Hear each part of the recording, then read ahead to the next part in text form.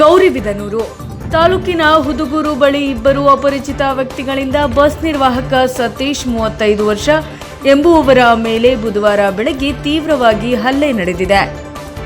ಮಂಗಳವಾರ ಸಂಜೆ ಗೌರಿಬಿದನೂರು ಮಾರ್ಗದಿಂದ ಗುಡಿಬಂಡೆಗೆ ಹೋಗುತ್ತಿದ್ದ ಕೆಎಸ್ಆರ್ಟಿಸಿ ಬಸ್ನಲ್ಲಿ ಶಾಲಾ ವಿದ್ಯಾರ್ಥಿನಿಯೊಬ್ಬಳು ಟಿಕೆಟ್ ಪಡೆಯಲು ಆಧಾರ್ ಕಾರ್ಡ್ ತೋರಿಸಿದ್ದಾಳೆ. ಆ ಆಧಾರ್ ಕಾರ್ಡ್ ಮೇಲೆ ಇಂಕ್ ಚೆಲ್ಲಿದ್ದರಿಂದ ಮುಖ ಕಾಣುತ್ತಿರಲಿಲ್ಲ. ಮುಂದಿನ ಬಾರಿ ಜೆರಾಕ್ಸ್ ಅಥವಾ ಬೇರೆ ಆಧಾರ್ ಕಾರ್ಡ್ ತರಲು ಬಸ್ ನಿರ್ವಾಹಕ ವಿದ್ಯಾರ್ಥಿಗೆ ಹೇಳಿದ್ದಾನೆ.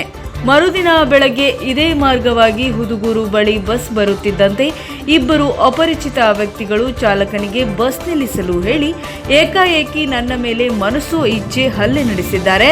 ಇದರಿಂದ ಎದೆಯ ಭಾಗ ಮತ್ತು ತಲೆಯ ಭಾಗಕ್ಕೆ ಗಾಯಗಳಾಗಿವೆ. ಟಿಕೆಟ್ ನೀಡುವ ಮಷಿನ್ ಅನ್ನು ಕೂಡ ಜಖಂಗೊಳಿಸಿ ಟಿಕೆಟ್ನ ಹಣವನ್ನ ಸಹ ಅವರೇ ತೆಗೆದುಕೊಂಡಿದ್ದಾರೆ. ಈಗ ವೈದ್ಯರು ಚಿಕಿತ್ಸೆ ನೀಡಿ ವಿಶ್ರಾಂತಿ ಪಡೆಯಲು ಸೂಚಿಸಿದ್ದಾರೆ. ತಪ್ಪಿತಸ್ಥರ ಮೇಲೆ ಕಾನೂನು ಕ್ರಮ ಕೈಗೊಳ್ಳಬೇಕು ಎಂದು ಬಸ್ ನಿರ್ವಾಹಕ ಸತೀಶ್ ತಿಳಿಸಿದ್ದಾರೆ.